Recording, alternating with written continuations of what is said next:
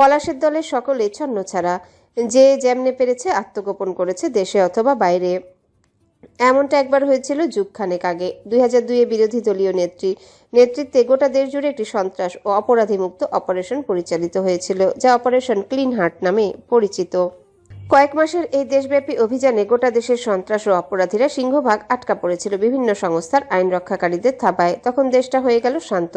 সকল সন্ত্রাসদের হয় দেশ ছাড়তে হলো অথবা দল ধ্বংস। তখনই একবার হামলা হয়েছিল রাজন আসগারের কারবারে, কিন্তু তখন তেমন একটা ক্ষয়ক্ষতি হয়নি। পলাশ তখন বেশ ছোট, কিন্তু এবার গোটা পরিস্থিতি অনুকূলে। আইন সংস্থা থেকে শুরু করে দালাল নেতাগণ। তবুও এক জয় আর নিজের ঘরে পালা এক মীর জাফর পলাশকে ধ্বংস করে ছেড়েছে। রিমি কাপড় আয়রন করছে ঘরে। রাত 11টা। হামজা সোফায় বসেছিল, চোখ দুটো বোঝা। বহুকাল রাতে ঘুমানো হয়নি। এটা অবশ্য অল্প ভুল। রিমিকে জড়িয়ে নিলে মেয়েটা যখন নিশ্চিন্তে ওর বুকে মাথা লুকাতো ছোট্ট কবুতর ছানার মতো, তখন দুনিয়াদারির ঝঞ্ঝাট আপাতত এক রাত ভুলে সে ঘুমিয়েছে বারবার। তবে সেসব অনেক দিন আগের কথা। বহুদিন মেয়েটা তার কাছে তো আসে, কিন্তু সে কাছে আসাতেই যেন যত দূরত্ব, তাতে সংশয়, ঘৃণা অথবা দ্বিধার সমন্বয় ছাড়া কিছু নেই। ভেতরটা প্রশ্ন করে ওঠে, হামজা, তুই কি ভুল করিসনি? করলেও ভুলটা কি? শত্রুকে ঘরে তোলা? ওইটুকু একটা পুচকে নিঃসঙ্গ মেয়ে আমার শত্রু? এটাও নতুন বোকামি তোর।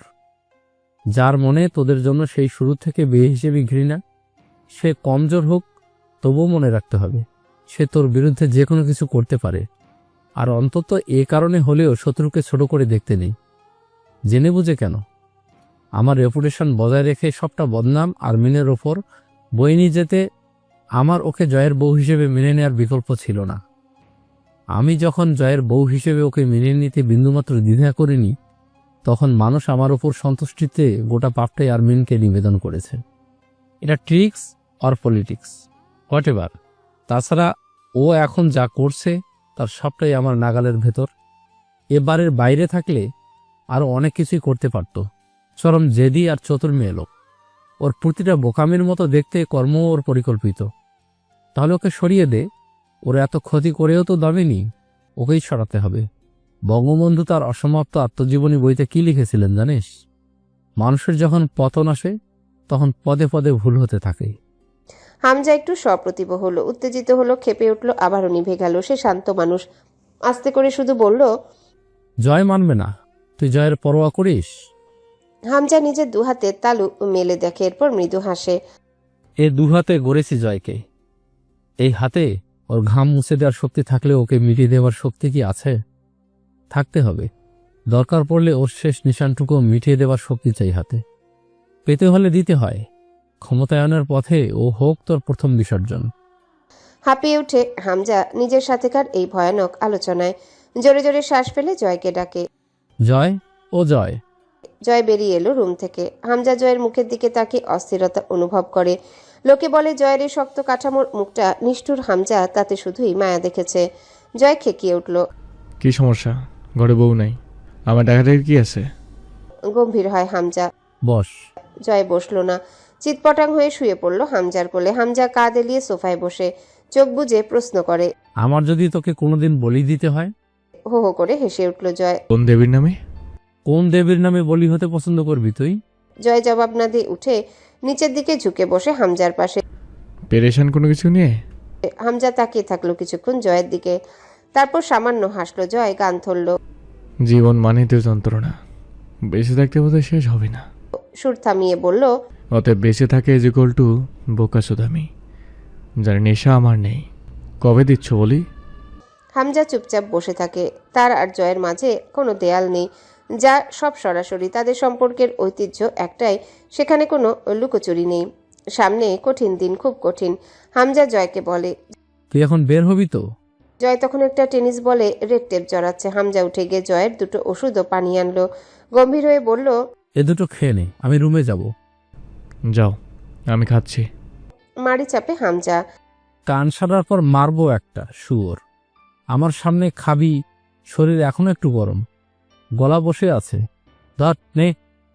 বাড়িটা গা ছমছমে। একসময় বেশ লোকজনে ভর্তি ছিল, আজ নেই।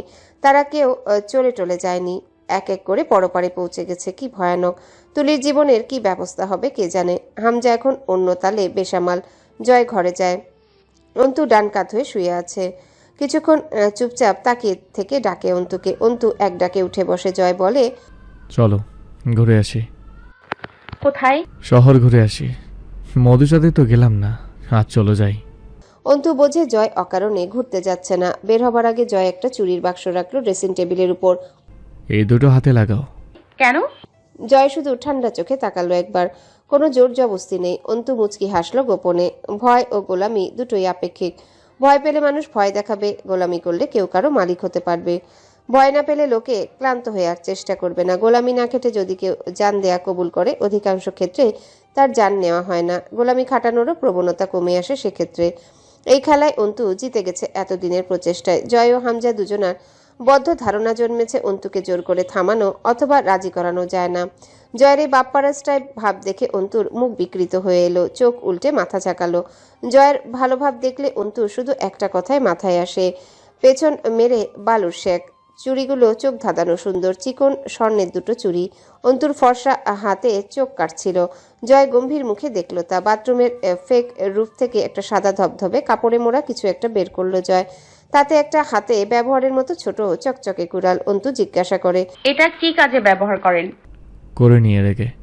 তাহলে রেখেছেন কেন? আমানত? আমানত না ঠিক, হাত বদল হয়ে চলে এসেছিল মালটা আমার কাছে। কার? কারো হবে। অন্তুর কৌতূহল হয়। কে সে? দায় সারা জবাব দেবেন না আমার প্রশ্নের। জয় লুঙ্গি খুলে প্যান্ট পরতে পরতে জবাব দেয়। এক নারী। অস্পষ্ট শুনতে লাগে, কারণ শার্টের প্রান্ত তখন দাঁত দিয়ে চেপে ধরেছিল। অন্তু অবাক হয়। জয় কখনো কোনো মেয়েকে এমন সম্মান দিয়েছে তা অন্তু জানা নেই। সে জিজ্ঞাসা করে, নারীটা কে? অন্তু ভ্রু কুচকে মিষ্টি, এই আপনার আগেকার প্রেমিক প্রেমিকা হবে নাকি? জয় হাসলো। তার মধ্যে সেই সব সিস্টেম নেই। তার সাথে যে সময় দেখা হয়েছিল তখন আমার ভেতরেও প্রেম প্রীতির সিস্টেম ছিল না আর কি। অন্তু ভ্রু নাচিয়ে ঠোঁট উল্টায়। তবু বিশেষ কেউই হবে, নয়তো আপনার মতো লোক কাউকে এতখানি সম্মান তো দিতে পারবে না। তোমাকে দেখায়নি? অন্তু শব্দ করে হেসে উঠল। তাতে অজস্র বিদ্রুপ ঝরে পড়ল। তা দেননি আবার? দিয়েছেন তো। জয়ের মুখটা চেক চেক প্রিন্টে লাল সাদা গামছায় বাঁধা। জয় গাড়ি নিল ক্লাবের ওখান থেকে। অন্তু দেখলো সেই দুর্গের মতো ক্লাব ঘর পুড়ে ধ্বংসপ্রায় হয়ে গেছে। কবির সাথে যেতে চায়। ভাই আমি যাই আপনার সাথে। তোর শ্বশুরের বিয়ে খেতে যাচ্ছি শালা, সাথে গিয়ে মুরগির রানে কামড় বসাবা। ভাই আমি ড্রাইভ করব, আপনি আর ভাবি বসে থাকবেন। আপনার তো শরীর খারাপ। ন্যাকামি করিস না বাপ, বাসায় গিয়ে 2 প্যাক মাল খেয়ে শুয়ে পড় যা। জয় বাংলা, জয় বাংলা। কবির তবু পেছনে ডাকে। ভাই আপনি ভাবিরে নিয়ে একা একা যাবেন? পরের বার তোর বউটারে দিস সাথে, আজ নিজের বউটারে নিয়ে ঘুরে আসি। Good night. গাড়ি চলছে, যেন ঘোড়া ছুটেছে। অন্তুর পরাণ যায় যায়, মনে হচ্ছিল রকেট ছুটছে। অন্তুর চুলগুলো পতাকার মতো উঠছিল। অন্তু চিৎকার করলো, এত জোরে কোনো মানুষ গাড়ি চালায়? আমি নিশ্চিত এই গুণের জন্য মাঝে মধ্যে আপনার শরীরের ফাল্লা উড়ে যায়। আস্তে চালান বলছি, অথবা এক্ষুনি এই মাঝ রাস্তায় নেমে যাব। পাগল লোক। জয় গা কাঁপিয়ে হো হো করে হেসে উঠল। গাড়ির বেগ আরো বাড়ালো। অন্তু বিতৃষ্ণে আর কথা বলল না। জয় গাড়ির বেগের সাথে মিলিয়ে গান ধরল। ওই ঝলমলে রোদ আকাশে, তুমি আমি উড়ি বাতাসে। অন্তুর কপালে হাত চেপে বসলো। অন্ধকার আকাশ, যেখানে চাঁদ অবধি নেই, এরকম এক মাঝরাতে এমন ঝলমলে সূর্যের গান কেউ ভাবতে পারে? তাও আবার কি এক উদ্ভট গান। গাড়ির স্টিয়ারিং ঘোরাচ্ছে আর শীষ দিচ্ছে। খানিক পর স্পিড কমলো। অন্তু একটা কথাও বলল না। ও কমাতে বলেছিল বলে আরো বাড়িয়েছিল স্পিড। এবার স্পিড স্বাভাবিক রেখে গলা ছাড়ল জয়। গা শিউরে ওঠা জয়ের গলার সেই টান সনসনে বাতাসের সাথে দিক বিদিক বাজিয়ে ছুটে চলল। গাড়ি চলছে। গরমের রাতে চলন্ত শীতল বাতাস বেশ লাগছিল গায়ে। অন্তুর চারিপাশের ঘন অন্ধকারে হারিয়ে যেতে চায়। পাশে বসে আছে স্বয়ং এক প্রেহেলিকা পাপ। অনবরত শীষ দিচ্ছে আর গাড়ি চালাচ্ছে। কখনো কখনো স্টিয়ারিংয়ে আঙ্গুল বাজিয়ে গুনগুন করছে। একসময় একদম নির্জন গ্রামের দিকে চলে এলো। অন্ধকার রাস্তা, দূর দূরান্ত অবধি আলো নেই। জয় গাড়ি থামালো। না বউ, আর পারছি না, সরি। রাত হলে আমার শরীর সংগ্রামে আগুন জ্বলে, তাকে নেভাতে মাল ঢালতে হয় আমার পেটে।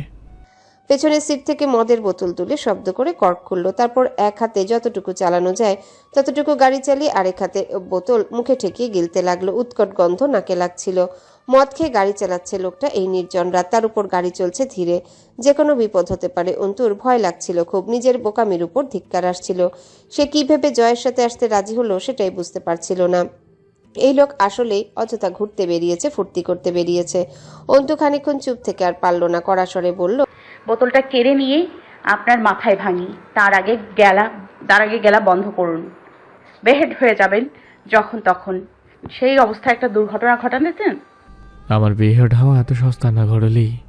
কেমন মাতাল মাতাল জড়ানো কণ্ঠে বলল, আজ তোমাকে খুব আদর করতে মন চাইছে, বুঝলে? ইভেন রাইট নাও গাড়ির ভিতরে বউয়ের আদর, ভাবা যায়।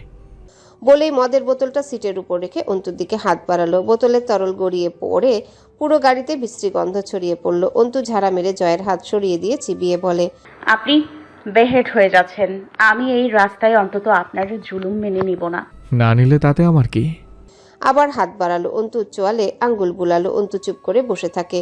ওকে জ্বালানোই মূল উদ্দেশ্য জয়ের। আপাতত কাজ পাচ্ছে না কোনো। রাত 2টো বাজলো গন্তব্যে পৌঁছাতে।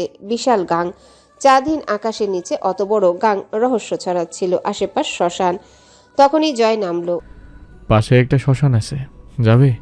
অন্তু ভ্রু কুচকালো। একদম স্বাভাবিকভাবে নামলো জয়। ওর মনের কথা বুঝলো যেন। কি ভাবছো? বললাম তো আমি সহজে বেহেড হই না। এই শালা মালো জোচ্চর, টাকা দিয়ে কিনে খাই অথচ মাতাল করে না আমায়। শ্মশানে যাবে তো চলো ঘুরে আসি। কেন যাব? আপনাকে দাফন করতে? জয় খুব কাছে এসে দাঁড়ালো। ফিসফিস করে বলল, শ্মশানে মরা পড়ায়, দাফন করে কবরে। মদ খেলাম আমি, মাথা গলে গেছে তোমার। সব ঠিকঠাক তো ঘরেলি? বিশ্রী গন্ধ জয়ের শরীরের। শার্ট ভিজে গেছে মদে। অন্তু ধাক্কা দিল। সরে দাঁড়ান। এই, আপনার গাড়িতে জিও নেই? থাকলে প্রেস করে দেখুন। আপনার মতো খাটাসের সাথে হাঁটতে পারবো না, দুর্গন্ধ। এক চড়ে দাঁত ফেলে দেবো শালি। তোর বাপেরা আশেপাশে লুকিয়ে আছে, হয়তো তুলে নিয়ে আসবো। চলুন তুলে দিয়ে আসুন। আপনিও যা, ওরাও তাই। খালি পার্থক্য হলো আপনার একটা তথাকথিত হালাল পরিচয় আছে, ওদের নেই। জয়ন্তর হাত মুচড়ে ধরে কাছে টেনে নিয়ে এলো। হাঁটতে খারাপ লাগছিল না। পরিবেশটা ভয়ানক সুন্দর। অন্ধকারে গাঙের পানি কালো দেখাচ্ছে। গাছগুলো যেন কাঁচা রাস্তার দুধারে জীবিত, সব সারি ধরে দাঁড়িয়ে। ওরা ক্ষেতের মাছ দিয়ে হাঁটছিল। দুপাশের ধানের ক্ষেত। অনেকক্ষণ পর অল্প পকেট থেকে ছোট্ট একটা বডি স্প্রে বের করে শরীরে লাগালো জয়। তারপর আবারও চলতি পথেই হিপ ফ্লাস্কে চুমুক দিচ্ছিল। অন্তু একবারও জিজ্ঞাসা করেনি কোথায় নিয়ে যাচ্ছে জয় ওকে। নিঃশব্দে হেসে জিজ্ঞাসা করলো, ঘরেলি? একবারও তো জানতে চাইলে না কোথায় নিয়ে যাচ্ছি। অন্তু হাসলো। এই জগতে আমার হারানোর মতো কিছু নেই, সুতরাং পিছুটা নেই, আছে জানটা। অথচ পিছুটা না থাকলে জান হারানো স্বাভাবিক, ভয়টা থাকে না মানুষের। জয়ের মনে হলো সে আবারও নিজের গুণগুলো তার ঘরের বিরোধীর বৈশিষ্ট্যে খুঁজে পেল। বেসিক ফিচার সব জয়ের, আর মিলেও যায় সবগুলো। অন্তু বলে চলে, আর কি ক্ষতি করতে পারেন আপনি আমার? তোমার আমাকে ভয় লাগে না? গম্ভীর হলো জয়। না, লাগে না। আগে লাগতো, বিয়ের আগে, পরে আর লাগে না। অন্তু ভালোভাবে দেখলো সে কখনো কাঠের বাড়ি দেখেনি। দাঁড়িয়ে আছে তেমন একটা বাড়ির সামনে, একটা বাগান বাড়ি। অন্তুর মনে হলো এটাই কি আমির নিবাস? চারিপাশে মাঠ, প্রাচীরের ভেতরটা বাগানটা বড়। সেখানে শুধু গাছ আর গাছ, পেছনে অল্প কিছুটা মাঠ, তারপর বয়ে গেছে গাংটা। অন্ধকারে অদ্ভুত লাগছিল গোটা পরিবেশটা। জয়কে জিজ্ঞাসা করলো, এটা কি আপনাদের বাড়ি? না, আমার বাপ দাদার কি পাগলে পাইছিল যে এরকম ঝড়ঝাপটার মধ্যে বাড়িতে আইছি। এসো, প্রাচীর টপকাতে হবে। আশ্চর্য, আমরা কি চুরি করতে যাচ্ছি? যাব না আমি। দরকার পড়লে তবুও প্রাচীর টপকাতে পারবো না। থাপড় মারি একটা। সময় নষ্ট না করে যা বলতেছি সেটাই করো, আমি উঠাই দিচ্ছি। অন্তু গাঠ হয়ে দাঁড়িয়ে রইল। আমি প্রাচীর টপকাতে পারবো না। আমি এমন একটা প্রয়োজন দেখছি না যে এখানে ঢুকতেই হবে। মাগি মানুষ এত তেরা শালির মেয়ে, সব সময় ধৈর্যের পরীক্ষা নিতে খাতা রেডি রাখে। জয় এক লাফে প্রাচীর টপকে ফেললো। সেই শব্দে পাহারাদার সতর্ক হলো। এরপর যেই গেট খুলতে গেল অমনি রাইফেল হাতে দারোয়ান উঠে দাঁড়ালো। এই শালা কেডারে? থাম শালা, মাগির চ্যাংরা, বুক ঝাঁঝরা করিয়া দিম একদম। হামজা লোক নিযুক্ত করেছে তা জানতো জয়, তবে সেই লোক যে জয় কেউ চেনে না ঠিক মতো এ তো মুশকিল। জয় বোঝানোর চেষ্টা করলো। বশির ভাই, আমি। লোকটা বিনা নোটিশে চট করে গুলি চালালো। শর্ট রেঞ্জের ডাবল বুলেট রাইফেল, দূরত্ব বড়জোর 1 গজ না। বুলেট একটু ছুঁয়ে গেলেও জয় আমিরের মৃত্যু নিশ্চিত। গুলি সে তাক করলো জয় আমিরের বুকের বাঁ পাশটায়। লোকটা ভুল যেটা করলো, গুলি ছোড়ার আগে রিলোড করলো একবার, এবং শব্দটা কানে যেতে জয় নিচু হলো। গুলিটা লাগেনি দেখে বশির আবারও গুলি চালাতে প্রস্তুত। জয় বকে উঠল, রাইফেলটা তোর মধ্যে ভরে দে, শালা খাঙ্কির বাচ্চা। কাউকে ভেতরে যেতে দেবার অনুমতি নেই। সে কর্তব্য নিষ্ঠার সাথে পালন করে হামজার মনোযোগ আয় করতে চায়। দ্বিতীয় গুলিটা চালালো বশির। অন্ধকারে নিশানাচ্যুত হয়ে গেল। জয় প্লেস ক্রস করে এগিয়ে এসে হাতটা চেপে ধরল বশিরের। বেয়ারা চোদা তোর মায়ের, শালা গুলি চালাবো, দেখে গুলি চালাও সমুদ্রের চ্যাংড়া। তোর আব্বা যে দাঁড়িয়ে আছে, হুশ, কারে ফায়ার করবি তো? রাইফেলটা কেড়ে নিয়ে লোকটাকে মাটিতে ফেলে মুখের উপর পায়ের হাই বুটটা চেপে ধরল। সাথে সাথে মাটিতে বশিরের মুখটা গেড়ে যাচ্ছিল। গা ছমছমে ভোতা গোঙানির আওয়াজ করছে বশির। দম আটকে আসছে। জয় তবু পা তুলল না। অনেকক্ষণ মাটিতে মাথাটা চেপে ধরে রইল জুতো দিয়ে। আনুমানিক মরার অল্প আগে ছেড়ে দিল। উবু হয়ে বসে বলল, আমি জয়, জয় আমির। এরপর ফায়ার নাম শুনে করবি, শালা নোটকের পুত। লোকটা উঠে দাঁড়াতে পারল না। তবু এবার হাত উঁচিয়ে সালাম ঠুকতে চেষ্টা করলো। জয় চাবিটা নিয়ে গেটটা খুলে দিল। অন্তু দৌড়ে ভেতরে ঢুকে। কি হয়েছে আবার? ভেতরে গুলি চললো যে? বেঁচে আছেন? জয় আলগোছে হাসে। আরে মরিনি এখনো। অন্তু বলল, তাহলেই হলো। আমার আবার ফিরতে হবে এখান থেকে। একা তো যেতেও পারবো না আপনি ছাড়া। জয় হো হো করে হেসে উঠল। অন্তু হাত ধরে কাদা পার করিয়ে গেট আটকে ভেতরে এগিয়ে গেল। দরজায় কড়া নাড়ল। দরজা খুলল মিনিট দুয়েক পর। অন্তু অবাক হয়ে যায়। রূপকথা মিষ্টি এসে অন্তুর হাত ধরে। কেমন আছো মিষ্টি মেয়ে? জয় বুট পরে ভেতরে ঢুকছিল। রূপকথা চেঁচালো, খবরদার, কাদা পায়ে ঢুকবে না জয়। জুতো খোলো। জয় সারেন্ডার করার মতো দুহাত উঁচু করে জুতা খুলল। বাড়ির ভেতরটা আলো আধার। অন্তু সেই আধারে দেখে কেউ বসে আছে সোফায়, সেন্টার টেবিলের উপর ল্যাপটপ। সে তাতেই কিছু কাজ করছে এবং ল্যাপটপের আলোয় মুখটা অর্ধেক দেখা যাচ্ছিল। পড়া কাজকন্যা? হ্যাঁ, তাই তো। সে আর রূপকথা এখানে কি করছে? জায়গাটাই বা কোথায়? বিছানায় শুয়ে অল্প একটু চোখ লেগে গিয়েছিল হামজার। আচমকা জেগে উঠল। রিমি বিছানার এক কোণে জানালার ধারে বসে আছে। হু হু করে এসির ঠান্ডা বাতাস আসছে, তবু জানালার কাজ খুলে রেখেছে। আন্দাজ করা যায় রাত প্রায় শেষ। আজকাল রাতটা বিভিন্ন ভাগে বিভক্ত হয়েছে, তবে কোনো ভাগেই ঘুমের সুযোগ নেই। হামজা এদিক ওদিক তাকালো। গলাটা ঘেমে ভিজে গেছে। ফতুয়াটা চিটচিট করছে। এসির হাওয়া বেরিয়ে যাচ্ছে বাইরে। আনমনে বসে থাকা রিমিকে আধারে অদ্ভুত লাগছিল। হামজার কপালে চিরবির করে উঠল। ঘুমের প্রচণ্ড ঘাটতি পড়ে গেছে কিছুদিন। উঠে বসতে প্রথমত জয়ের চিন্তা মাথায় এলো। পাগলটা কি করছে কে জানে। রিমি জানলা থেকে মুখ না ফিরিয়ে বলল, উঠলেন কেন? কিছু চাই? তুমি ঘুমাবে না? ঘুম আসছে না? এভাবে শরীর খারাপ করতে চাও? রিমি কিছুটা সময় নিয়ে বলল, গতকাল আব্বু কল করেছিল। তোমার চাচার লাশ তো এখনো মর্গে। বাড়িতে আনলে নিয়ে যাব, দেখে আসবে। যেতে চাইনি তো। তাতে কি, কাকা তো দেখতে যাবে না শেষবার? রিমি ম্লান হাসলো। তা কেমন যেন দেখালো। উদাস স্বরে বলল, আপনার মস্তিষ্ক এত ধারালো আর জটিল হামজা। হঠাৎ এই কথা? এখনকার কথাই চিন্তা করুন না। আমি শুধু বললাম আব্বু কল করেছিল, ব্যাস। গোটা কাহিনীটা মুখস্থ পড়ার মতো বুঝে তা উপস্থিত জবাব দিয়ে দিলেন, ঠিক যেন আর্টিফিশিয়াল ইন্টেলিজেন্স। হামজা হাসে। বোকা বেগম, আর্টিফিশিয়াল ইন্টেলিজেন্সটাও স্বয়ং মানুষের বুদ্ধিমত্তার সামান্য অংশ মাত্র। রিমি চমকালো। কিছুক্ষণ চুপ থেকে আনমনে বলল, আপনাকে আমার আজকাল ভীষণ ভয় করে। বুঝি, তবে তার যুক্তি নেই। ফিরে তাকায় রিমি। নেই। আমি তোমার জন্য ভয়ঙ্কর না। নারীদেরকে আমার ভয়ও নেই, ভরসাও নেই। আমি বিশ্বাস করি নারী মমতাময়ীর জাত। ওদেরকে আদর ও মমতায় ভিজিয়ে থামাতে হয়, অথবা কৌশলে। যতক্ষণ না তারা নিজের গণ্ডি পেরিয়ে পুরুষের কাজে বাগড়া দিতে আসে, তবু যথাসম্ভব খোলাখুলি জখম করতে নেই। করলে কি? ওরা কুচক্রী হয়ে ওঠে। আর একজন কুচক্রী নারী যদি কোনো ক্ষেত্রে সমস্যা সৃষ্টি করে, সারা দুনিয়া একাকার হয়েও তার সমাধান দিতে পারে না। রিমির মনে হলো তার নিখুঁত উদাহরণ যেন আরমিন। এই লোক পারিপার্শ্বিকতা সব বোঝে, তবু অনর। অন্ধকারে হামজার ভরাট বলিষ্ঠ বুদ্ধিদীপ্ত মুখটার দিকে চেয়ে রইল। এরপর জিজ্ঞাসা করল, আমি বুঝি না কেন আপনাকে একটুও। আসলে আপনি কোন দিকে এগুচ্ছেন? আমি দিক ঠিক করি চলতি পথে। যখন চলতে শুরু করেছিলাম তখন কোনো গন্তব্য বা পথ ঠিক করে রাখিনি, শুধু একটা পণ করেছিলাম, এ পথ চলা মৃত্যুর রোধ ছাড়া থামাবো না। মাঝপথে যা পেয়েছি সব কুড়িয়ে নিয়েছি, এখনো ঠিক সেইভাবেই চলছি। সামনে যা পাবো তা হাত ভরে কুড়িয়ে নেব। থামবো কোথায় তা অজানা। সামনের রাস্তা বন্ধও তো থাকতে পারে। তার বউ বুদ্ধিমতী হয়ে উঠছে। হামজা আওয়াজহীন হাসে। কেউ একজন বলেছিলেন, যতদূর রাস্তা দেখা যায় ততদূর অন্তত এগিয়ে যাও, পরের পথ সামনে পৌঁছতে পৌঁছতে পেয়ে যাবে। মানুষ অভিযোজন সম্পন্ন প্রাণী। পরিবেশ যাই হোক, তারা মানিয়ে নিয়ে বাঁচতে জানে। রিমোট তুলে এসিটা অফ করে দিল। জানালা দিয়ে ঠান্ডা হাওয়া আসছে। শেষ রাতে ঘর ঠান্ডা হয় এমনি। রিমি জানালার দিকে পিট করে দেয়ালে হেলান দিয়ে বসে। কেমন ভঙ্গুর স্বরে বলে, হামজা, আপনি কি জানেন আমি আপনার এক অপূরণীয় রকমের ক্ষতি করেছি, এবং সেটা ছিল আপনার শাস্তি। হামজা ভ্রু জড়ায়। শান্তি? বিশাল শাস্তি।